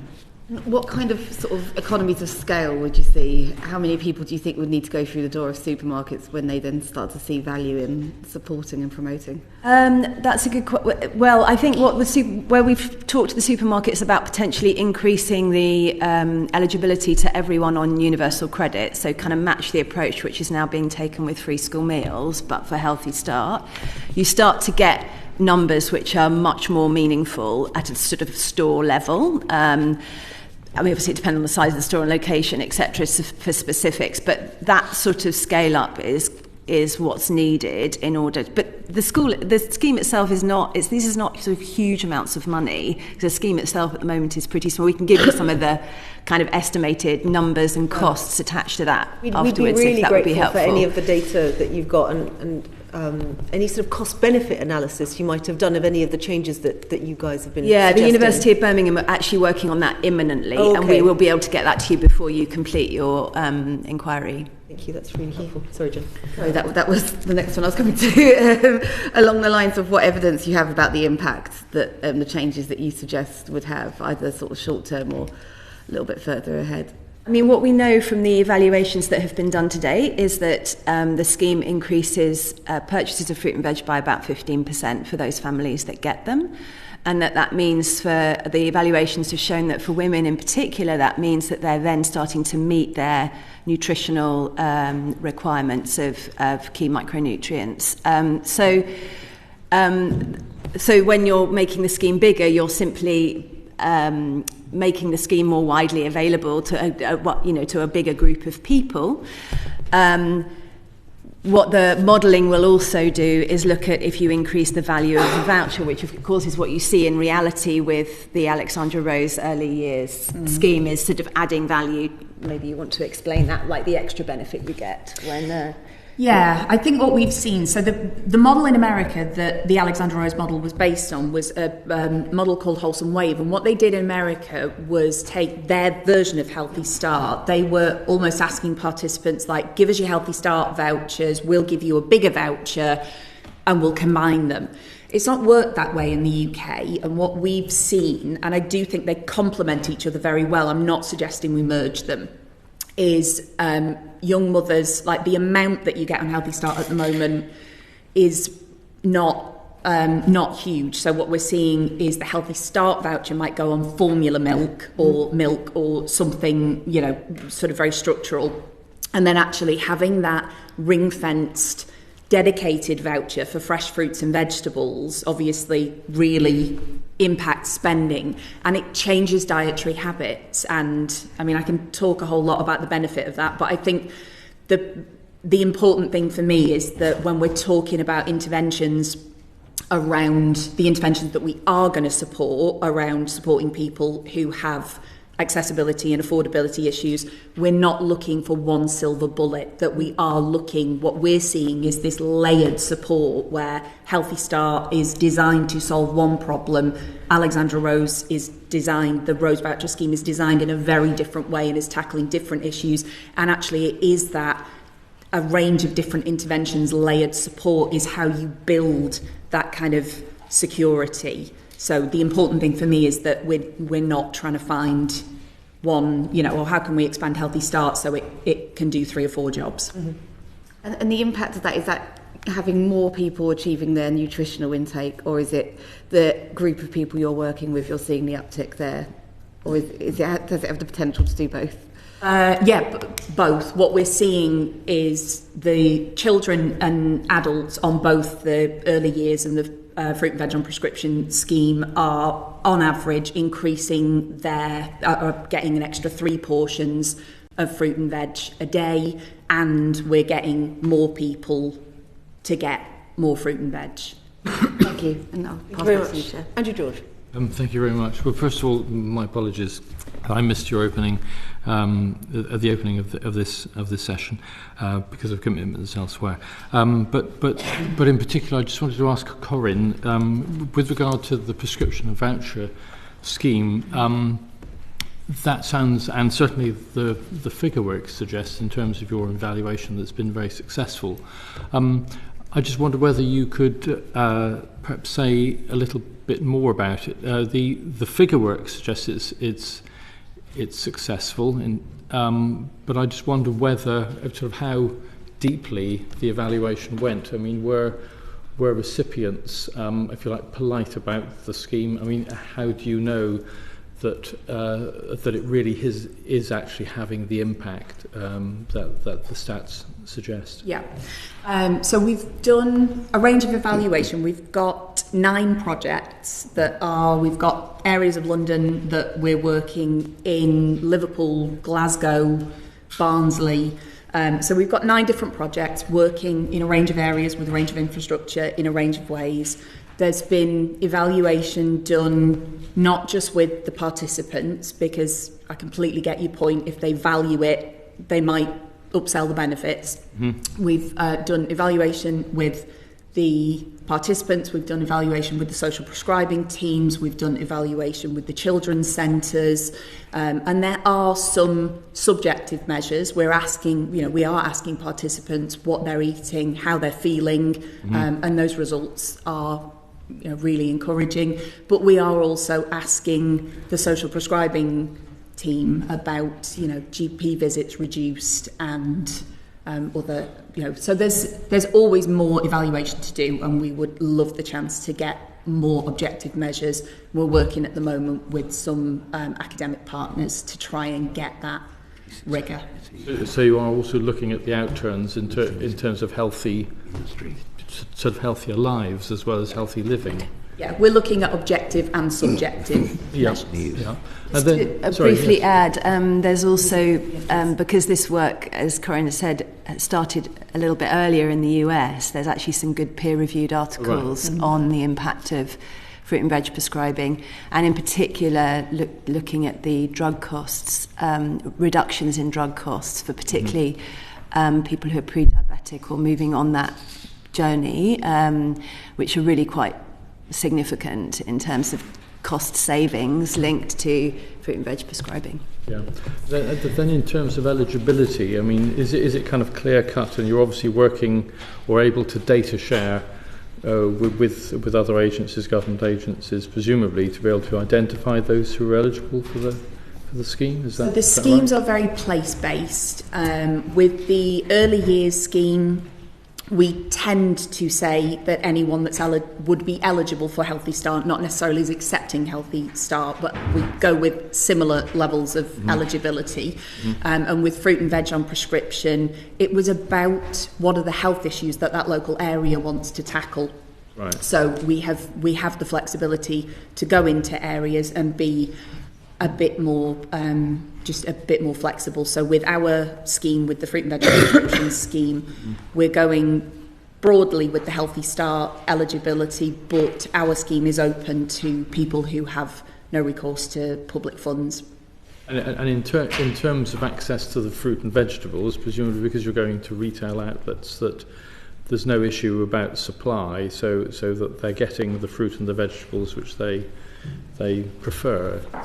So it is, the choice is a big part of the programme, but Alexandra Rose works specifically with local independent healthy food businesses. So we're not working with the major retailers. We're going into areas where there are traditional markets, for example, local independent greengrocers, and I mentioned earlier we've got one project going on in Liverpool where there was a lack of healthy food infrastructure, so we're working with a mobile fruit and veg, like a mobile greengrocers, a greengrocers on a van. So sometimes it is about creating that infrastructure where it's lacking. And in terms of the risk of stigma being attached, I mean that's sort of carefully managed in terms of the interface between the voucher holder and the wider public, if you like. Yeah, I mean, we haven't seen so much of it. The participants that we speak to seem to feel quite proud about being on the scheme and using their Rose vouchers, partly because one of the messages is you're supporting local independent businesses. So the traders are very proud of accepting the vouchers. Our participants seem very proud. But one of the things that we're working on at the moment is how do we digitise the voucher? So we are looking at a light touch, low data app so that it can look just like any other card transaction where you just tap and pay with your phone. Right. So in terms of all of those lessons learned, now you're going to scale up, or if I said, well, could you go and replicate this in this other part of the country which has no experience of this? I mean, what would you do, and how could you both scale up and expand into other areas? I mean, what lessons have you learned? What would you do? I think in terms of scaling up, there's three different ways. There's getting into different geographical areas. One of the things that we're seeing there is the areas where there is the most need are not necessarily the areas where the local authority has a budget to pay for that project. You know, there are areas in the UK where we have a lot of families and adult and individuals in need, but some of those are also the areas where the local authorities themselves are close to filing for bankruptcy, where the public health grant is stretched to its limit. Are there any parts of the country that aren't facing bankruptcy? It's a tough time. So I think what we want to do in terms of expanding is not be reactive and work with the local authorities that have the budget or have heard of us, but use government data, NHS data to create a proactive plan to move into areas where there is the most need. And what budget would they need? It depends on the scale of the project. It's very bespoke to the families, the area, the infrastructure that exists. Say you were targeting, I don't know, let's say, pluck a figure, 10,000. I'd rather send you some data on that than pull a number out of the air, because it really does depend what infrastructure is on the ground. Right, it's quite critical to us to understand if we're talking about, if we're saying this is how we need to go, then we need to, I think, understand what budgetary considerations. I'd be really happy to send some detail. And are there any lessons that you've learned from your experience both in London and Manchester, which indicates you would do it in a different way because you've learned that this works and this doesn't? I mean, are there any? I think what we've learned is the model needs to be structured but flexible. Every area that we've gone into has the children's centres or the GPs, the way the local community services are working are very different, are very bespoke. The communities that we're working with, there are different languages, there are different issues, there are different situations, and the local healthy food infrastructure, sometimes there is none, sometimes there are local markets, sometimes there are sort of healthy, almost convenience stores. So it is about working out the elements, and I think we've got that, you know, what are the elements that you need to make this work, but then going in and being responsive to the infrastructure that's there. And it's, you know, it's doable in a real range of areas. It absolutely is deliverable. And presumably you have no difficulty with the independent retailers that are cooperating with the system. Do you ever have any difficulty in their complaining about, recovering the value of the vouchers or anything of that nature? No. So one of the things that we've really invested in that I think makes this possible is the tech. So we've got a centralised system that the community centres use to onboard families and onboard for fruit and veg on prescription individuals, and determine what level of vouchers they're entitled to, and then we've got a system that tracks those vouchers right through, so we can track individual vouchers, who were they given out to, where were they given out, where have they been spent, and one of the things we had to work out was how do we get our traders paid fast, because these are local independent businesses and they are reliant on us. Thank you very much. Thank you. Just very quick supplement. So in your written evidence, you said that there were lessons for government, so not just lessons for yourself, but lessons for government in the what you've been doing. Just very briefly, could you outline what should government be doing to help schemes like this before I move on to the next speaker? In terms of what we'd like to see, again, just a really clear direction from government. One of the things that I think muddies the water at the moment, and Vet mentioned projects earlier, is that focus sometimes on using food that would otherwise go to waste, on redistributing waste food, and that focus on food banks, food pantries. It would be really helpful to us to see the government just signal a real shift. Let's end the need for food banks. Let's move on from emergency provision, and let's put our energy and our effort into interventions that are community-based, that focus on healthy food, that offer dignity and choice, and also interventions that really focus on changing the food system. Yeah. Alexandra Rose is not just a voucher scheme. It's a scheme that moves into an area and does everything from create extra touch points with community centres so that people can find out about Healthy Start and be registered for it, for example, right through to actually financially supporting local, independent, healthy food businesses. And it's that, how do we structurally change the food environment that is presented in these communities that is affordable and accessible to people who have been disadvantaged for decades now. That's really helpful. Thank you very much. Greg Stafford. Thank you very much, Madam Chairman. So many questions, including the ones that are written in front of me, to get through. But first of all, you've talked about healthy food a lot, but there isn't really any such thing as a healthy or unhealthy food. There are unhealthy and healthy diets, because if I drank a glass of orange juice every day, that would be unhealthy. If I drank one glass of orange juice a day, or a week, that probably wouldn't be unhealthy. So is some of this definitional? And if we do you agree with me that if we focus solely on the food rather than the diet, the societal factors, how people access their meals, whether through shops, outlets, how they eat them at home, that is probably the way we're going to get to a healthier population, rather than specifically focusing on whether a Diet Coke has X number of grams of sugar or not? Good question. Can I answer? Yes. I think the key challenge in what you've said is that if we want to we've got a problem with our diets, you're right, at the population level. When you look across the piece, whatever way you cut it, whether you look at it, ultra-processed food, 55% of our calories, high-fat, sugar and salt foods, probably 40%, 45% of our calories. So we've got a population kind of diet problem. So as policymakers, you've got to kind of think about, well, how do we enable people to shift their diets? When you talk to people, they really want to. There's a huge level of interest in moving towards, but for that to be made a little bit easier, because at the moment people are really struggling with being able to do that. So for policymakers, you actually do need to define those foods in order to work out where you want to introduce restrictions or incentives or whatever in the system.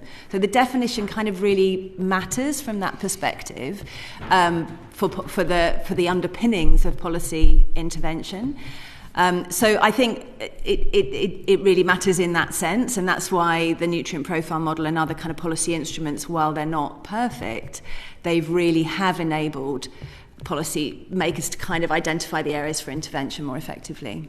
Thank you. Just very briefly, because I'm conscious of time, on that point then, what evidence is there that, for example, the sugar tax has made a Diet Coke or now Coke Zero healthier?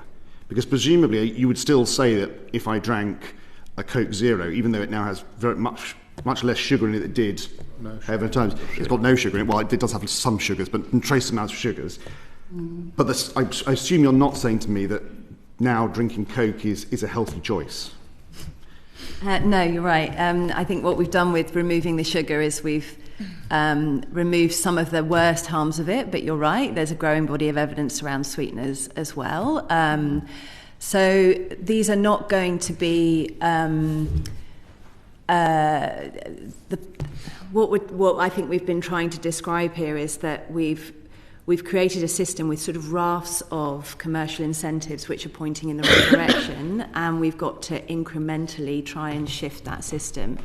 The sugary drinks industry levy was a fantastic first step, but it's by no means going to solve the challenge around what we're eating. Yeah. Thank you. I don't mean to cut you off. Apologies, I'm asking questions that I'm not supposed to. So it's my fault, not yours. So to bring it then back to the local. There have been previous sort of incentives, commitments by government to bring people on low incomes to get that access to food. Why do you think they haven't really taken off those policies or even really been implemented? And what do you think the current government can learn from perhaps the failures, for want of a better phrase, of previous governments who have tried this? Okay. I mean, I think some of it is about the nature of our political system and short-term strategies, short-term planning. I think, again, I spoke about it before, what we'd like to see, and Anna said it really well, changing our food system is not a 3-year plan. It's not a 5-year plan. It's we need to set a direction. It's a 20-year plan, a 30-year plan, a 50-year plan, and it involves everything from changing what we produce, transitioning to grow more of our own healthy crops, to right down in the local areas, changing the retail offer that's available. So in order for that direction to continue as elections happen and governments change and leaders change, we need to enshrine that in law and set some targets around what do we want our food system to be like, and what do we want our economic system to be like in terms of fairness. So I think, you look at some of the policies that have come up and the papers that have been written, and they were broadly going in the right direction, but they were not delivered. They were thrown out as governments and leaders changed, and then new policies were written, some of which sounded weirdly familiar. And Anna, Corinne's just mentioned about food production and the sort of bigger picture. Is there, do you think, a genuine trade-off between ensuring national food security and improving access to affordable, healthy food? Because how could you manage that kind of focus on affordable food and how it's not put at risk by international events and the ability for the government to ensure that we do have enough food to feed the population? Yeah, I think it's a really important question. I think actually we're moving to a situation now where there's a sort of recognition that the resilience of our system is limited, where in fact it's opening more of a space for thinking about the sorts of things that Corinne has been talking about, those shorter local supply chains, affordable access to nutritious foods, linking smaller producers into smaller businesses, create, in local places, using public procurement to create some of those economies of scale which make some of that local purchasing possible and still cost effective. So I think, in fact, like I say, I think that space is opening. We're recognising we're seeing all of these inflationary effects in the system, and how do we create more buffer? How do we create more resilience in the system, and where we've got more backup in it, if you like? These small supply chains are never going to compete on a mass scale with the big commercial system that we've got with all of its wonders as well as of its challenges, if you like.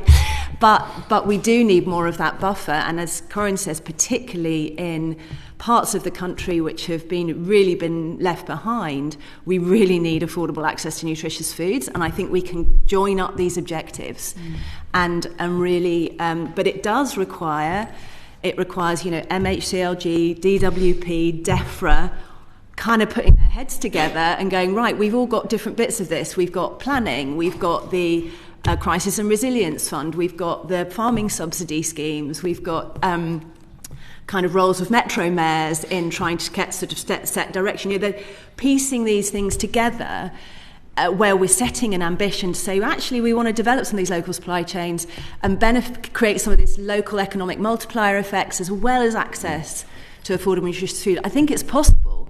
We see it in little examples, but we need it to get a whole kind of load of policy welly behind it, if you like, to make it expand. Yeah, it's not a level playing field. Yeah. They're not fighting on the same terms that some of the bigger food businesses are, and we need to change that. Thank you. And final question, Corinne. In your written evidence, you raised some concerns that some community food-based projects referenced in the government's Pride of Place programme sit alongside bigger regeneration programmes which would absorb the investment. And I should say, Chair, that I don't need to declare an interest because the government has given me not one penny in my constituency from Pride of Place. But anyway, what action could the government take to ensure that the community products are not crowded out in local plans to implement bigger schemes like Pride of Place? Yeah, I mean, obviously the main answer would be more budget, but I'll bench that one for now. I think sometimes the tricky thing is, again, it's about that local authorities and local areas feeling any sort of sense of security of what can be achieved in the long term. If you think about those big infrastructure projects, and building a shiny thing, let's say, it's a task and finish project. You get the money, you deliver the project, you've got a thing that you've done that you can say, look, we did it, and then you don't need the cash in the long term. And for me, there is a question there about, do local areas make that choice because they think it's the best thing they could possibly do for those people, or do they make that choice because they have no faith in this very unpredictable time that we live in, that funding will be there in the long term to support the revenue, to support the staff, to support ongoing interventions? So actually, do they make that choice because there is a sense of we live in such unpredictable times, we don't know if this cash will be there in the long run, so we'll do that thing because we can do it, and then when it's finished they can't take it away from us.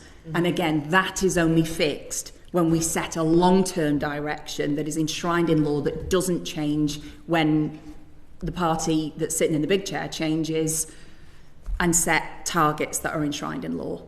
Thank you, that's helpful. Thank you very much.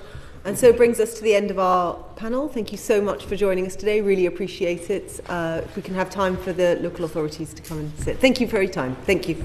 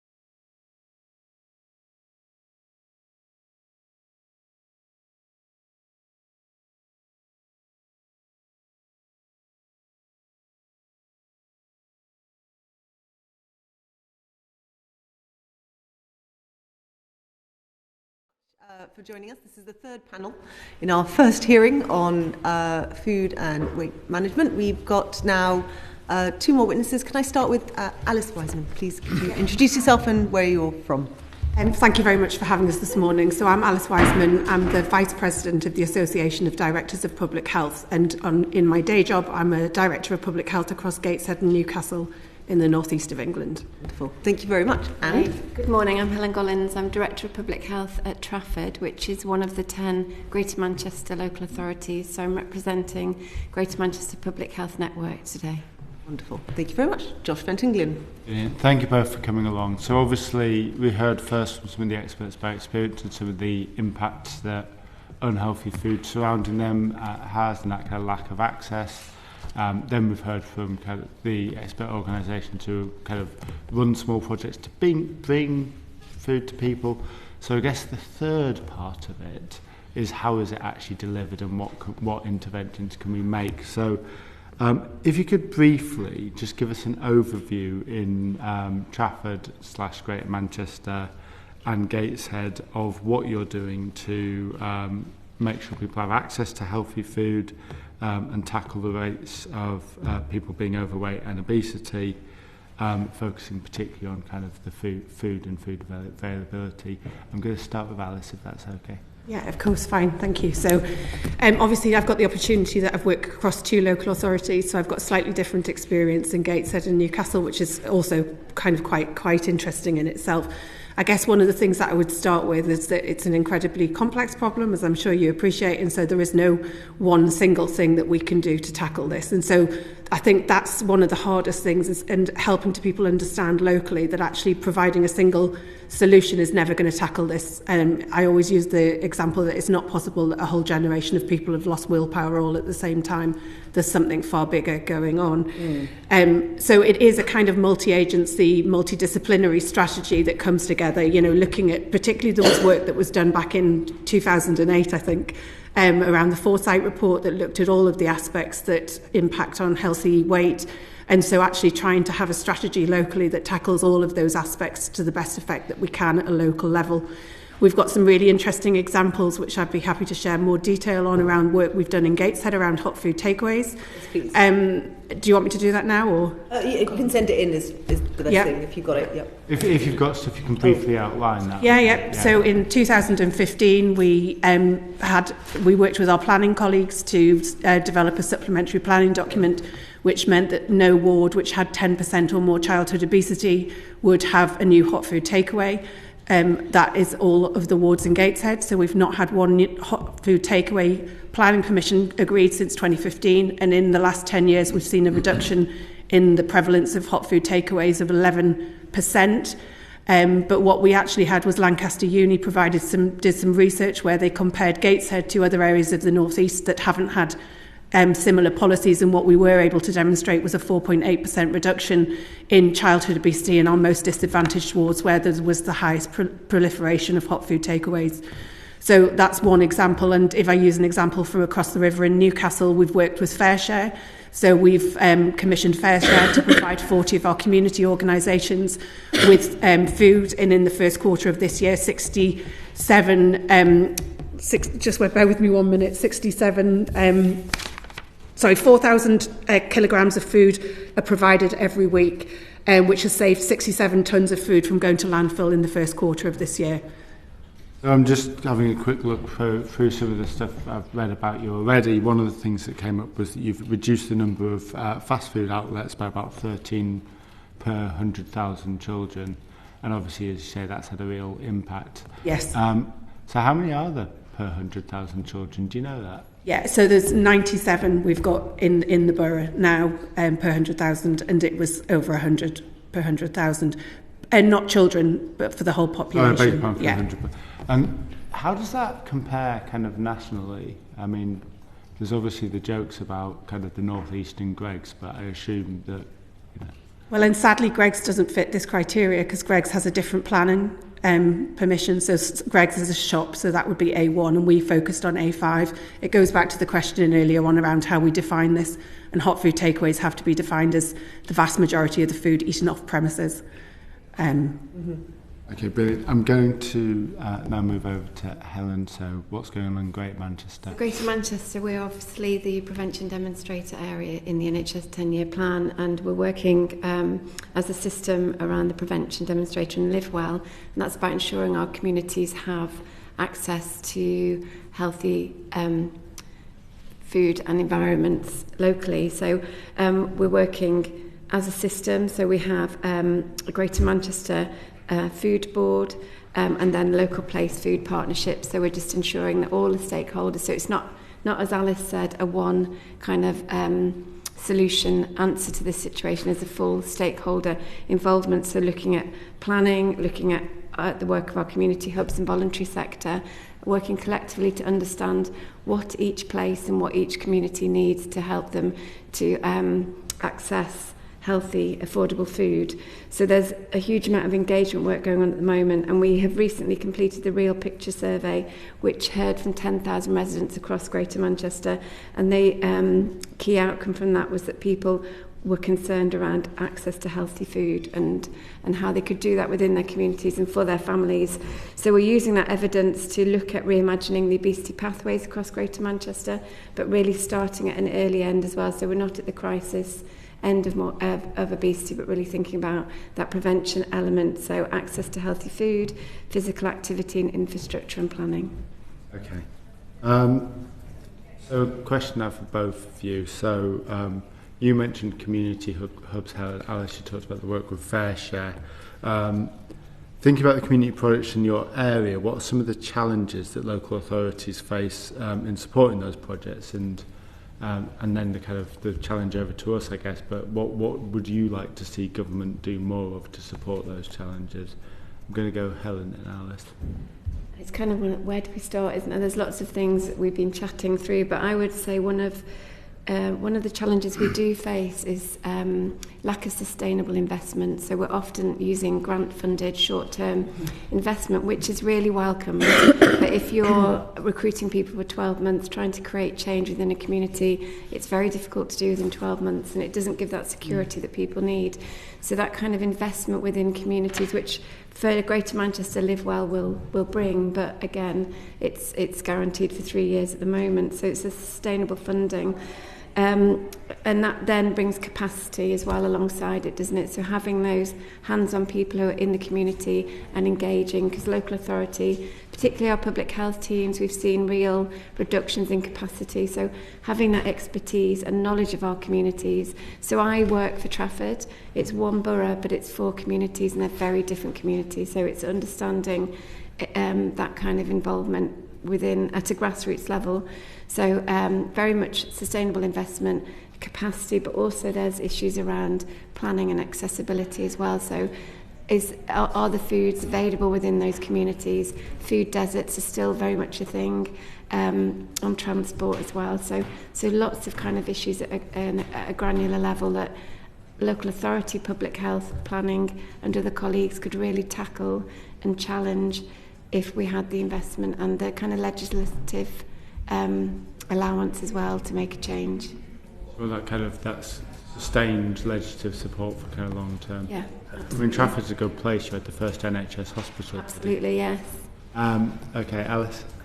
Yeah, I mean, obviously I can't overstate the pressure that there is on local government finances at the moment. You know, that it does create a real tension. I know you know that already. I'm a recovering local councillor. I know yeah. far too well. So, and it is that decision-making ability when you've got in front of you a statutory service and you've got what is seen to be sort of a voluntary offer that, we all know is the right thing to do, but having to make those decisions is incredibly hard.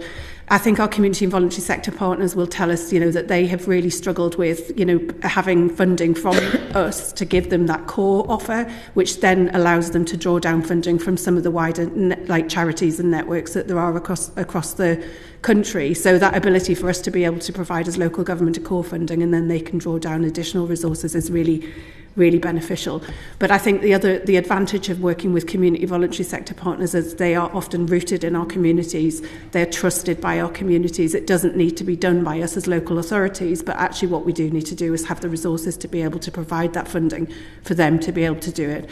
There are also challenges around, like you say, there are different needs in different parts of the borough in Gateshead and the city in Newcastle, and certainly ensuring that the food offer is appropriate to the cultural diversity that we've got across the city is something that we've been working on as well. But I would say sustainability is probably the biggest challenge that we've got. We've got lots of goodwill, lots of intention and lots of passion. We just haven't always got the resources to turn it into something that makes a difference. Sustainable funding, obviously key. That's something that obviously government, if they gave more ring fence money, which I know councils aren't necessarily always hugely happy with, but on that kind of public health thing could make a difference. The other thing I'd say in terms of working for the voluntary sector, I was talking to one of my local food banks the other day, and they were mentioning the number of kind of forms that they had to fill in to get access to the council funding, which was very valuable because it will help them through the winter. Is there anything that you've picked up in terms of how to make it easier to do that work for local charities and local organisations? I think one of the challenges we've got is it's often a competitive process, because we've got so many amazing community voluntary sector, and when you're trying to split £100,000 out across, you end up with having to have some sort of process to make sure that it is a fair process. There are ways of making it easier in terms of identifying particular groups. So, for example, some of the work we did in Newcastle around warm hubs, we just allowed the spaces themselves to identify themselves as warm hubs, and then we ensured the funding flowed down to them. It wasn't huge amounts of money, because obviously as soon as you get to larger amounts of money, you start to hit procurement rules. But in the smaller scheme of things, there are ways to simplify that. But it is always difficult because there's always far more demand for the resources than there is the available money there. Thank you very much, Danny Beals. Thanks. Alice, you've kind of talked somewhat about your experience regulating hot food takeaways through planning policy, and some really interesting statistics about the impacts of that, and I think the committee would really welcome that evidence that you suggested has been gathered since about the impact. But just in terms of developing that policy, I think it's been an interest in many local authorities, but some have had abortive attempts at persuading a planning inspector or getting that agreed, or holding those policies up at appeal. What's your experience about the challenges of implementing such a policy? Yeah, so you may know Councillor Mary Foy was my portfolio lead for health when we started this work, and it was Mary who came to us and said we need to do something about this. And I think starting with that political steer and that political engagement and that political buy-in was absolutely instrumental in the success that then came from that. It has to be said that, again, it was not a single issue on its own. It was part of a much broader strategy, which is important when I talk later on about some of the challenges that we've had on it. So we had political will. We had a lot of buy-in. We did nutrient profiling of all of the hot food takeaways in Gateshead. We did a 10% sample. So, for example, we were able to show that a pepperoni pizza had 3 times the recommended daily allowance of fat for a woman at that point, and we're actually updating that nutrient profiling at the moment. So we were very clear on the evidence that we were using to do that, and we were also able to demonstrate the fact that there were more hot food takeaways in our most disadvantaged places. So it was a way of tackling inequality. Was that led by public health, or was that led by the planning team? It was joint, and I think that was the beauty of Gateshead, was that when we first went across from the NHS into local government, the planning teams were the first at our door saying, what more can we do together? We recognise that planning is actually a tool for health improvement. That's where it came from. That was where planning started. So actually that, a lot of our planners were really passionate, and actually we've got planners now who've got masters in public health and, really sort of taking this on. So getting it through that process was challenging at points, because people worried about the economy and worried about having empty shops, and actually none of that has been borne out in reality. But we did have to have lots of discussions on the way to getting it agreed. What evidence about what? Because that is a challenge. Obviously, high streets and the concern. There are many empty shops on many of our high streets. Have you got evidence about what those those kind of alternative uses are, in fact? Well, I don't think that we would say that we have solved the issue of having too many betting shops, too many hot food takeaways. So I'm not going to make any claims that are not true. But what we were concerned about was having additional empty spaces on our high streets in comparison to what we had if we introduced the hot food takeaway. And what the planning teams have been able to show was that hasn't been affected. So there are other applications that have gone in, and actually, like I say, what you've seen is a decrease in the number of hot food takeaways in Gateshead, because as a hot food takeaway closed, obviously they can reopen as a hot food takeaway without planning permission, but if they change their use, they then can't change back to being a hot food takeaway. So that's how we've seen the reduction in that. I have to say we have been challenged on this, and interestingly we've been challenged by large international corporations rather than local small hot food takeaways, and we are very lucky that our planning policy has stood up to the challenge. I have to say that other areas of the country that I'm familiar with have done very similar bits of work as me and haven't had the fortune that we have with the planning inspector. Who challenged you? I'm not sure if I'm allowed to say it. Is it over? Sorry? The process is over? It's gone through... Yes, the process then you can is talk over. about it, surely. Okay, well, I think it was Kentucky Fried Chicken then. We've had evidence about KFC challenges. Yeah. Do you... so 2015 is a worryingly long time ago now. Unfortunately, it feels like yesterday. But kind of 10 years has passed since then. We talked in the previous panel about changing patterns, consumer patterns, like app-based ordering, Deliveroo, Uber Eats, the kind of proliferation of these on high streets, and premises aren't used in exactly the same way. A takeaway isn't used in the same way. I was cabinet member for planning in Camden for 7 years and tried to introduce a similar policy and faced exactly the same battles about people defining themselves as restaurants where predominantly they were being used by Deliveroo drivers, and creating other amenity issues. Do you feel that these definitions work in 2025, and the restrictions you brought in 2015, are children going from school to the local takeaway, or are they now ordering on an app-based item their chicken? So we had that conversation because actually when we were implementing this policy, we sat at the local civic centre and went on Just Eat or one of the apps and found that we could order lots into the council, despite the fact that there weren't any in the locality. But the evidence that we used was from Cambridge Uni, which showed that if people pass them on their way to and from work, that they're more likely to consume. So it was also about the kind of visibility of them, as well as that. So, like I say, the Lancaster Uni research was only published in December 2024, so it's very new, and it has looked at that in terms of that reduction in prevalence in our disadvantaged places, reducing childhood obesity in that area. So I think that there is more that we need to do, and like you say, and I think somebody said it earlier on, as quickly as we move, the industry moves faster, and the industry has more resources at its hand. So it is that ability to try and keep up with them in terms of some of those broader challenges. But it was actually the visibility of it that we'd seen from the research had kind of sort of triggered people into actually then purchasing. And Helen and Alice, the broader planning policy landscape. So hot food takeaway is one aspect of what a local plan can do, but in terms of designing healthy places and spaces, what other policies have you looked at? Have you introduced? Would you like to introduce through your local plans? And we heard earlier from one of the witnesses about accessibility being a major, transport being a major issue. Like what else could local planning, from your perspective, a public health perspective, how could we design healthier spaces? I think green space is a key element, isn't it, around being able to move around your environment, walk safely, and for young people to kind of socially be together and connect.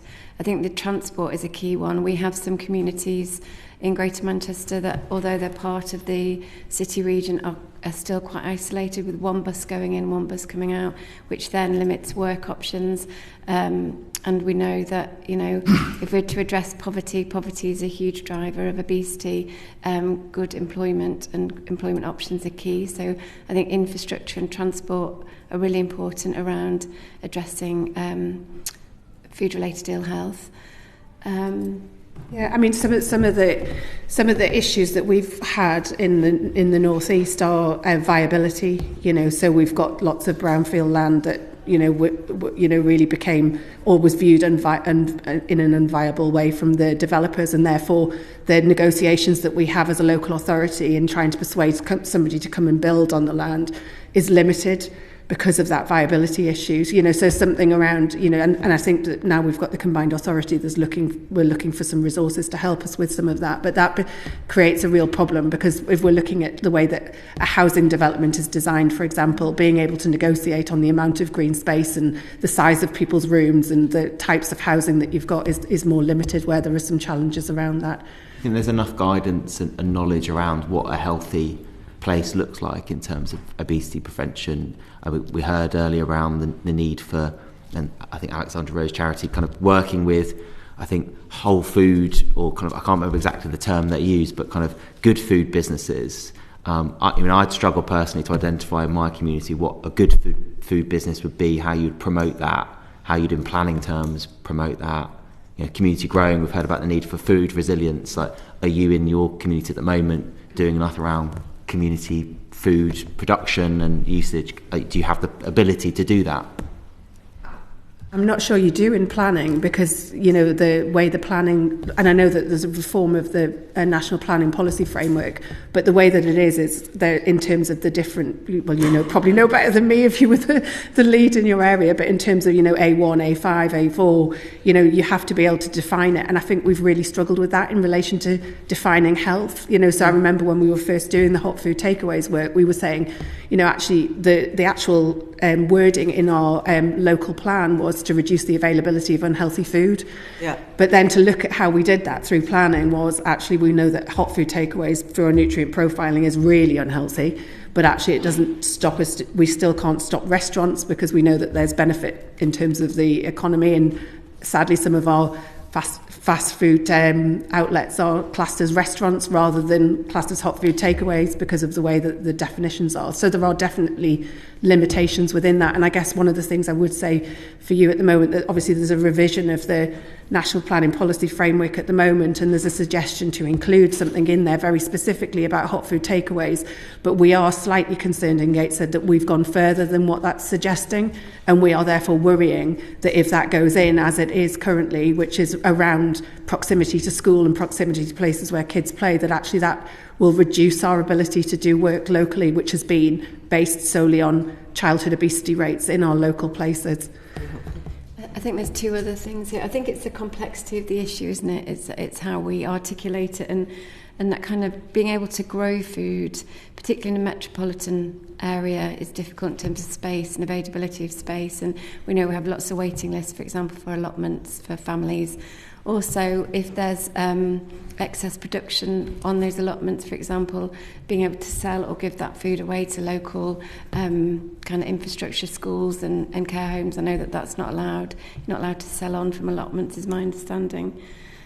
But also, I think the challenge that we see is we welcome across Greater Manchester some smaller, independent, healthier food producers and sellers, but it's that kind of the sustainability for them, isn't it, and that resilience as a business. So whereas you would see the larger chains, such as we've mentioned KFC and McDonald's, for example, they have that big system running behind them that if, there is a shock to the food system, they can sustain. Whereas our smaller kind of independent producers, it's more tricky, isn't it? So for us, I think we would welcome that kind of thinking about those small independent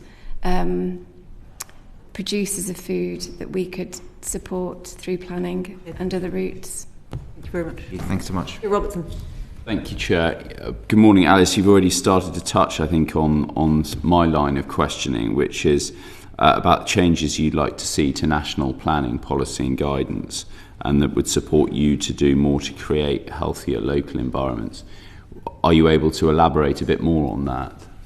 Yeah, I mean, I guess it is the kind of how things are defined within planning law that allows us to give us the flexibility to do that work locally. So I think the wording for the bit that I gave the example of is around proximity around schools or where there's a health issue, and I just think strengthening that with, maybe a reflection on childhood obesity rates or something would mean that people across the country would have similar opportunities to protect their communities from an over-proliferation of hot food takeaways.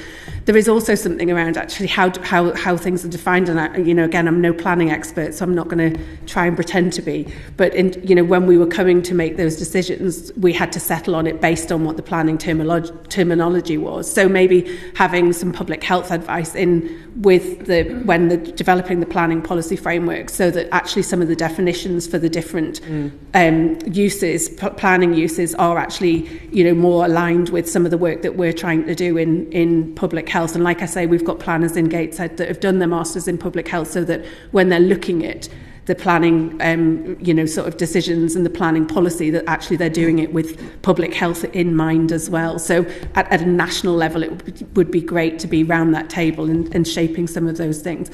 Like I say, some of the issues that we've had locally around planning have been really around viability. So again, thinking about how we can sort of challenge maybe at a national level, so that it is something that developers expect to see when they get down to a local level. And also where there are large developments, we require a health impact assessment. And I think that is, it's not to suggest that a development won't happen, but if you assess the health impact of something, then you can maximise any positive health impacts from it and minimise any negative impacts from it.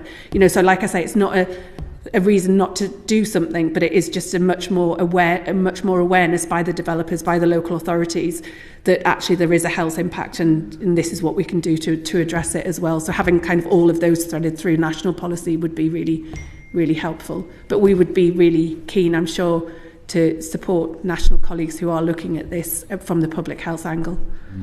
As you're saying, Gateshead, you're already innovating in this area, and you sort of suggested you've gone as far as you can given the national policy framework. Is there anything else you can tell us about how you've innovated, how far you've managed to go in Gateshead? I mean, in relation to planning policy, we've also looked at sort of space around schools, so that kids feel safe to walk to and from school as well. But thinking again about how so actually we did a piece of research in our most disadvantaged community. We embedded a researcher there for a year, and they spent a year with the community looking at how we could tackle the issue of childhood obesity. And what they were saying is, we want safe places for our kids to play. We want safe places so our kids can walk to and from school. And there was all the issues around sort of parking around schools and that becoming unsafe. And actually the residents themselves through that year process were it actually rang the planners themselves and had conversations around the way that those spaces have been designed and what more they could do to try and make it safer for those children. So I think there's a retrospective bit, but there's also the prospective bit that I think would be really, really helpful when we're thinking. We're developing our local plan at the moment, and we're doing it across Newcastle and Gateshead, so both local authorities. So there are differences, because Newcastle's a city and Gateshead's a town, but actually having some of those resources put together so that the public health advice that's coming in is the same for both. And I think that's also a sort of helpful approach to it as well. But I mean, there is probably lots more if you had a planner sat in front of you that they could tell you what that they would want, and particularly some of our planners, like I say, that are also qualified in public health now. Helen, I don't know whether there's anything you want to add around national planning policy changes you'd like to see. I think it's just what Alice said, really. At the moment, the advice that we give as a public health team and across Greater Manchester around plans is kind of acted on voluntarily by the planning team. So it would be to have kind of a mandated public health element into your planning legislation, I think, is key. I think the definitions are key as well, as Alice said.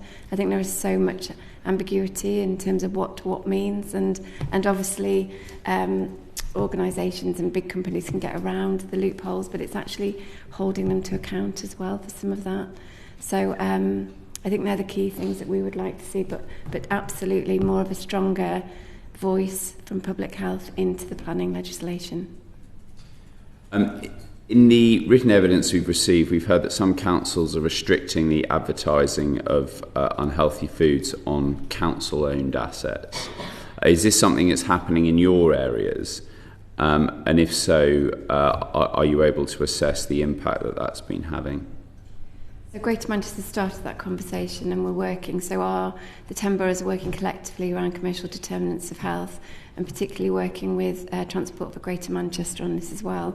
But we're taking the lead around advertising from the London model, and some of our colleagues, so Sheffield, for example, led the way with some of this.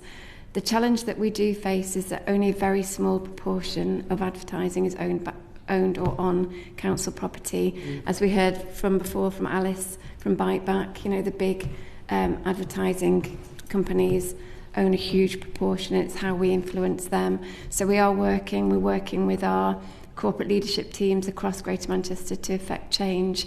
But again, it's still that discussion around the impact of lost revenue that potentially could have, but the evidence so far has been really favourable in that it isn't affecting revenue, but we're still having those conversations and influencing. So we're hoping that change will come, but I think this is where we would look to government support in terms of changing advertising policy to influence Jump in on that. Reduced kind of messaging. And would you like to see councils having greater powers to restrict outdoor advertising regardless of the ownership of the advertising space? As a Director of Public Health, I would say yes. But it would be even better if national government did that. Absolutely. And, took because otherwise you end up with a postcode lottery, and many of our kids, for example, they travel to go to school. They don't necessarily go to school in the local area. We don't work in the same area. So you'll end up with, some areas doing it and other areas not. And I think the other challenge that you've got is if one area says no to it, then they can just go to the next door area and do it. Then that is another challenge. That's the sort of thing that I think we've seen nationally done in some of the Nordic countries, and to really great effect. So you would like to see greater restrictions on that type of advertising, but being exercised centrally rather than at local government level? Well, just the requirements to do it centrally, and then we can implement it locally. So, yeah, I understand that. So implementation locally, but you're not arguing for discretion for local councils to use those powers if they were to exist in their own way. You'd like to see national standards, national decision making that's obviously uniform across the country. Yeah, I mean, I think that it's a national problem. It requires national solutions. And I think the thing to recognise here as well is where we see high density fast food restaurants, for example, the advertising is relentless in those areas. And we know that we have higher density in our areas of deprivation. And so that kind of continues that cycle, doesn't it, of reinforcing the accessibility of poor quality food. Thank you. Yeah. Thank you. Ben Coleman. Thank you. Just on the planning, I think what you're saying, it's very interesting, and bravo for what you're doing, really.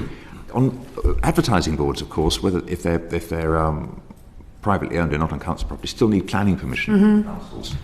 So if there was a change to planning legislation, which you're talking about anyway, in terms of public health having a particular role to play in planning decisions, that could help with advertising boards as well, couldn't it? Yes. Yeah. And that sounds like a good idea. Yeah. Well, it all comes together. We always think of planning as or licensing. Similarly, the public health impact of life. Can I just ask you something? In my constituency, which is Chelsea and Fulham in the heart of London, and all around my constituency, McDonald's is trying to bang through applications for 24-hour opening, which seems to me, if you forgive me, a repellent thing to do. Are you finding the same thing happening where you are? We've seen in boroughs kind of settings attached to things like garages, fuel stations, and I know that in Bury, for example, they've had some successes in terms of using licensing to prevent that from happening. But again, it's on that individual borough by borough, and again, it's quite labour intensive, isn't it? So that would be something we would look for support with. You're not seeing, this is a specific example which is happening across London, which is causing, I think, not just me but other MPs in London some concern, that the idea that McDonald's is going for 24-hour opening, that's not happening where you are, it's just a London thing. Not that I'm aware of. No, I think it's open late in Newcastle City, but not 24 hours, but Gateshead hasn't really got a city centre space, so it's probably not viable for them to open 24 hours. And I would imagine if it's something that's happening in London, it will be happening in Manchester. So I'll take that back to colleagues and ask the question. Thank you. Thank you. Thank you very much. Right, well, thank you very much, both of you. I've just got one final question, which is a slightly facetious question, because I'm only going to have you one change. Same question that I asked the first panel. So of all of the different priorities that you've picked, and it could be linked to your local area or it could be a more national thing, what is the thing that you think you would like to see uppermost in the changes that government might bring forward in legislation? Can I start with Alice Weissman, please? I don't know if this is a bit sneaky, so you can tell me off if you like. But that's okay. I think that if we had, so we've got health in all policies at a local government level. So every single paper that comes through to council or cabinet, I have to see first and comment on the health impact. Mm-hmm. It would be great if every single decision that was made by government had consideration of health impact. And so therefore anything that's coming through, you can consider the positives, the negatives, and maximise the positives and minimise the negatives. Very good. Helen? So something we've not touched on, I guess, is school meals, so free school meals. So that auto-enrolment, I think, is key in terms of addressing inequality, because what we see is particularly people where perhaps English isn't their first language, or there is the challenges that come with deprivation, aren't enrolling and aren't accessing free school meals, but also the quality of school meals as well. I'm a parent of 2 teens. I know what they eat every day, and it's just kind of that. I think that if we think about how many of our children access free school meals or school meals, that would be a huge, improvement in health outcome if we could improve free school meals. Lovely. I don't quite count that as 2. We'll call that 1.5. But thank you very much. Okay. Really appreciate it. Thank you for your time. There was one more thing that I would mind saying. Okay. I'm feeling generous. Go ahead. Sorry, this is really cheeky, but we need to consider alcohol in this space. It's absolutely wasted calories, and I'm really concerned about some of the noise or lack of noise at the moment in terms of tackling alcohol harm. Thank you. And on that note, the bell goes. Thank you very much. Order. Thank you very much. Thank you.